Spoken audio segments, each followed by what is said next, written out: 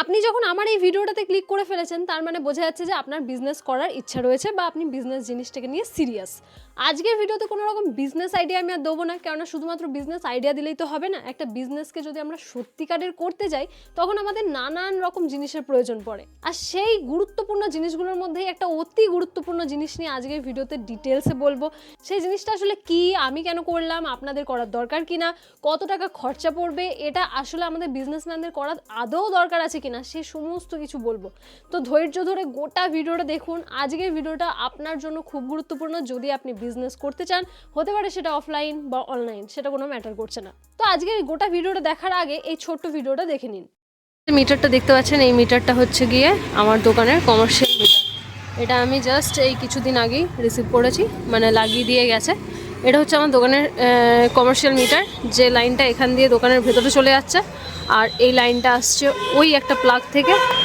ওই প্লাগটা আবার ওই যে পোলটা থেকে এসছে, ওই যে পোলটা, ওই পোলটা থেকে তার দিয়ে এইখানে জানলার নিচে একটা আংটা দেওয়া রয়েছে এবং সেখান থেকে এখানে এসছে। এই মিটারে আমরা দেখতে পাচ্ছি এখন আমাদের 65 ইউনিট পুড়েছে এবং এটা একটা কমার্শিয়াল মিটার।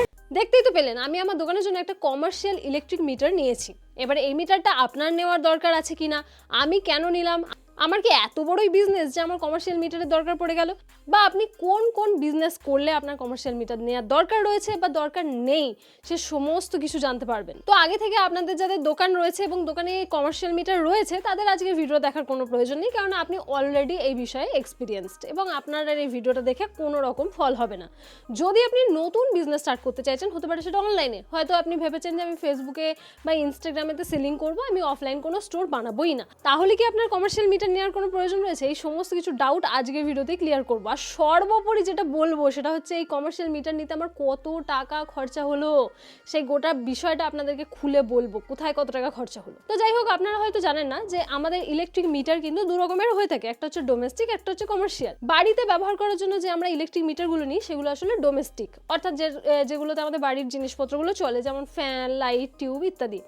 আর কমার্শিয়াল মিটার আমাদের তখনই প্রয়োজন পড়ে যখন কোনো জায়গা থেকে আমরা আর্নিং করতে শুরু করি।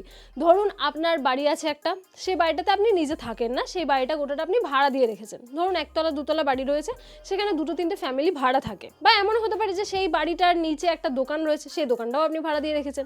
ওভারঅল দেখা যাচ্ছে যে ওই গোটা বাড়িটাতে আপনি ভাড়া দিয়ে রেখেছেন, আপনি সেখানে নিজে থাকেন না, এরকম তো হতেই পারে। আপনি ধরুন বাইরে কোথাও থাকেন, আপনার বাড়িতে ভাড়া দিয়ে রেখেছেন, তাহলেও কিন্তু আপনার কমার্শিয়াল মিটার নেওয়ার দরকার পড়বে। কেন পড়বে এটাই আজকের ভিডিওতে বলবো। তো এটা তো জেনেই গেলাম আমরা যে কমার্শিয়াল মিটার তখনই প্রয়োজন পড়ে যখন কোনো জায়গা থেকে আমাদের কোনো রকম আর্নিং আসে। হতে পারে সেটা আমার বাড়ির একটা ছোট্ট দোকান, সেখানেও কিন্তু কমার্শিয়াল মিটার নেওয়ার প্রয়োজন পড়ে। কখন পড়ে?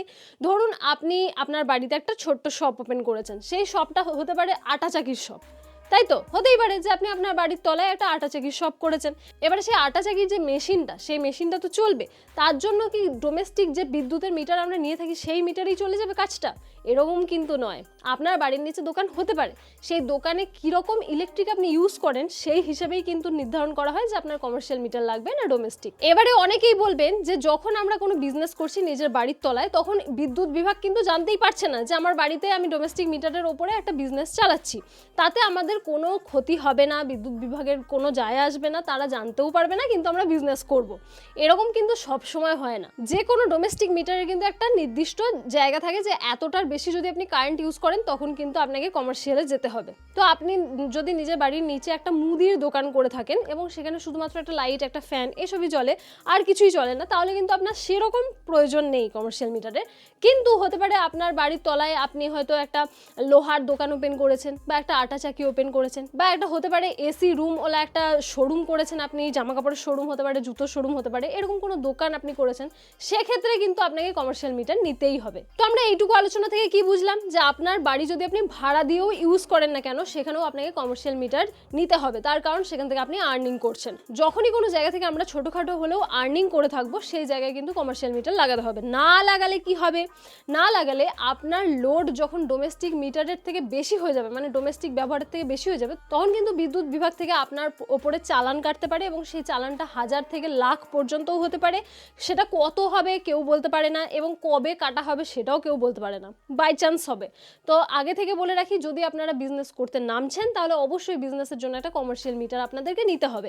এবারে আপনাদের মনে সবার আগে কোশ্চেন যে কত টাকা আমার খরচা হবে যদি আমি কমার্শিয়াল মিটার একটা নিতে যাই আমার দোকানের জন্য বা আবার বিজনেসের জন্য। হতে পারে সেটা অনলাইন বিজনেস, অনলাইনে হয়তো আমি সব কিছু সেল করে থাকি, আমার অফলাইনে কোনো রকম কারেন্ট পড়ে না, সেটাই আমি দেখাবো, কিন্তু এটা হয় না। ধরুন আপনার টি শার্ট প্রিন্টিং এর কোনো বিজনেস আছে, আপনি টি শার্ট প্রিন্ট করে সেটাকে অনলাইনে সেল করেন। এবারে টি শার্ট প্রিন্টিং করার জন্য তো আপনার মেশিনের প্রয়োজন পড়ে, সেই মেশিনগুলো চলবে কিসে? ধরুন আপনার বাড়িতে একটা বা দুটো হিট প্রেস মেশিন রয়েছে যেগুলো কিন্তু চলছে ক্রমাগত টি শার্ট প্রিন্ট করার জন্য, তো সেগুলোর জন্য কিন্তু আপনাকে কমার্শিয়াল মিটার নিতে হবে, সেটা কিন্তু ডোমেস্টিক মিটারে চলবে না। আর বর্তমান সময় নিয়ম এত কড়াকড়ি হয়েছে, ব্যাংকের ক্ষেত্রেও বিভিন্ন জায়গায় বলুন বা ইলেকট্রিকের ক্ষেত্রেও বিভিন্ন জায়গায় বলুন, অনলাইন করুন বা অফলাইন বিজনেস যেভাবেই করুন না কেন আপনাকে কিন্তু সব রুলস অফলাইনের মতো করেই ফলো করতে হবে। তো এই যে কমার্শিয়াল মিটারটা আমার দোকানে দেখলেন, সেটা নিতে আমাকে কি কি করতে হয়েছে, কতটা ঝামেলা পোহাতে হয়েছে, কতদিন সময় লেগেছে মিটারটা পেতে এবং সর্বোপরি আমার কত টাকা খরচা হয়েছে। তো প্রথমত আমাকে গিয়ে ইলেকট্রিক অফিসে, আমাদের এখানকার যে মেন ইলেকট্রিক অফিস, সেখানে গিয়ে কিন্তু আমাকে একটা ফর্ম ফিল আপ করতে হয়েছে কমার্শিয়াল মিটারের জন্য। তো ওই ফর্মটা কিন্তু ডোমেস্টিক বলুন কমার্শিয়াল বলুন সবার জন্য একই ফর্ম, শুধু আলাদা জায়গায় টিক মার্ক দিতে হয় এবং তার সাথে সাপোর্টেড ডকুমেন্টস দিতে হবে। তো কি কি ডকুমেন্টস আমাকে দিতে হয়েছে? যেহেতু আমার এই দোকানটা রেন্টেড, তার জন্য কিন্তু বাড়ির মালিকের দলিল দিতে হয়েছে জেরক্স করে, তার সাথে সাথে বাড়ির মালিকের একটা সইও লেগেছে, মানে তার সই ছাড়া কিন্তু আমি ইলেকট্রিক মিটারটা পাবো না। তার যে কোনো রকম অবজেকশন নেই তার বাড়ির নিচে একটা কমার্শিয়াল মিটার দিতে, সেই জন্য তাকে ডিক্লারেশন ফর্মে কিন্তু একটা সই করতে হয়েছে। তাছাড়া আমাদের দলিলের জেরক্স লেগেছে, মানে তার বাড়ির দলিলের জেরক্স, তার বাড়ির নিচেই তো দোকানটা, তো যাই হোক সেই দলিলের জেরক্স লেগেছে এবং তার সাথে লেগেছে আমার ট্রেড লাইসেন্স। মানে ট্রেড লাইসেন্স বানাতেও কিন্তু আবার খরচা লাগে, এমনি এমনি ট্রেড লাইসেন্স হয়ে যায় না। তো আমার ট্রেড লাইসেন্স বানাতে মোটামুটি 1500 থেকে 1600 টাকা মতো খরচা হয়েছে। তারপরে এই ফর্মটা ফিল আপ করে সমস্ত সাপোর্টেড ডকুমেন্ট আমাকে দিতে হয়েছে, যেমন আধার কার্ড, প্যান কার্ড, বাড়ির দলিলের জেরক্স যেমন বললাম, তার সাথে ট্রেড লাইসেন্স, তার সাথে যা কিছু দরকার ছিল সমস্ত কিছু ডকুমেন্টস দিয়ে, ফটো দিয়ে, সিগনেচার করে জমা দিতে হয়েছে।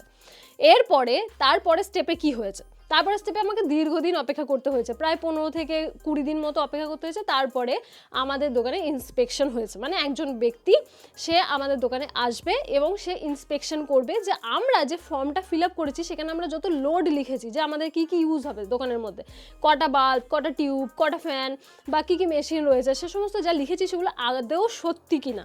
তো এইটা দেখার আগে আমাদের কাজ হচ্ছে দোকানের মধ্যে ওয়্যারিং করে রাখতে হবে। তো সেই জন্য আমার 4 থেকে 5000 টাকা খরচা হয়েছে। কেন হয়েছে? যে ইলেকট্রিক মিস্ত্রি তার খরচা এবং আমাদের ইলেকট্রিকের ওয়্যারিং করার জন্য, যখন একটা নতুন জায়গায় নতুন ঘরের ভেতরে ওয়্যারিং করা হয় তখন কিন্তু অনেক কিছু ইলেকট্রিকের সামগ্রী আমাদের প্রয়োজন পড়ে। তো সেই সমস্ত কিছু সামগ্রী এবং ইলেকট্রিকের যে মিস্ত্রি তার খরচা মিলে 3 থেকে 4000 টাকা বা তার একটুখানি বেশি হলেও আমার খরচা হয়েছে। এবং তারপরে ওই ওয়্যারিংটা করে নেওয়ার পরে মেন যে আমাদের মেন সুইচ যাকে বলে সেটা বসিয়ে নেওয়ার পরে কিন্তু ইন্সপেকশনে আসে, তার আগে আসে না। ইন্সপেকশন করার পরে কিন্তু সে চলে যায় এবং তার থেকেও আবার 15-20 দিন পর কিন্তু কোটেশন জারি হয়। তো এই কোটেশনেই আমরা দেখতে পাই যে আমাদের এই মিটারটা নেওয়ার জন্য কত টাকা আমাদেরকে ব্যয় করতে হবে।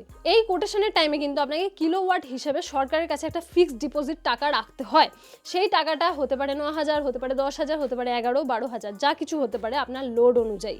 তো আমাকে যে টাকাটা ফিক্সড দিতে হয়েছে সেটা হচ্ছে 11,000 টাকা মতো, 11,700 সামথিং। তো যাই হোক সেই টাকা আমাকে জমা দিতে হয়েছে।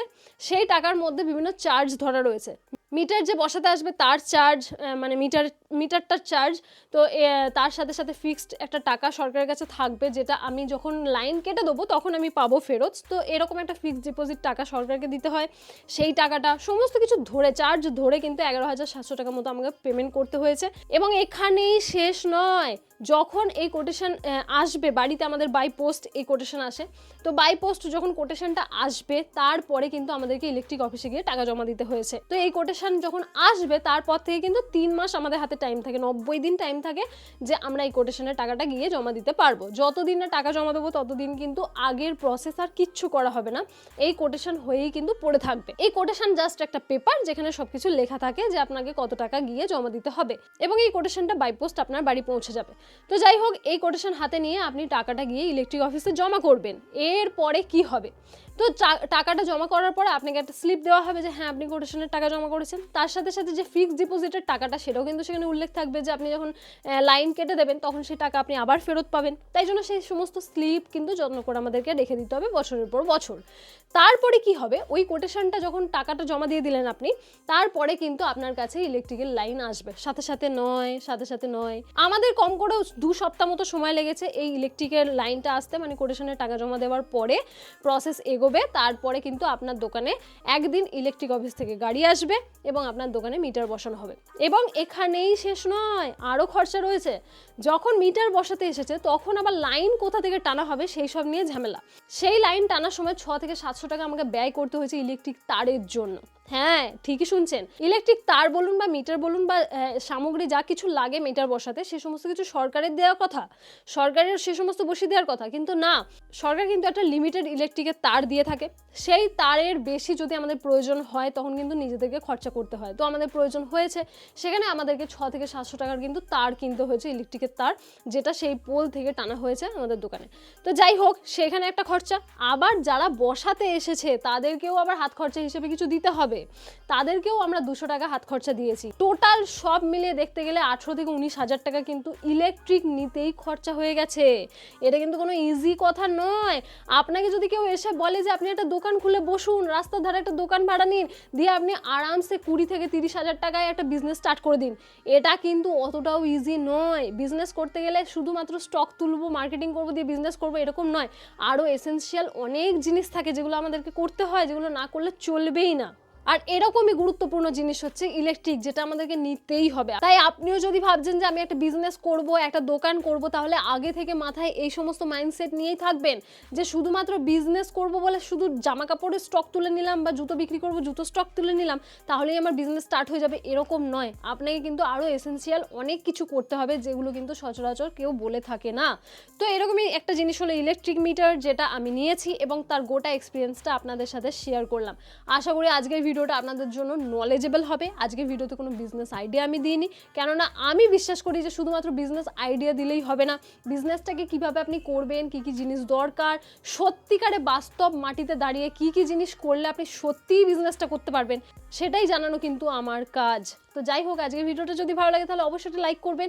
আর এই রকমই ইন্টারেস্টিং নলেজেবল ভিডিও যদি আপনি দেখতে চান তাহলে অবশ্যই এই চ্যানেলটাকে সাবস্ক্রাইব না করে যাবেন না।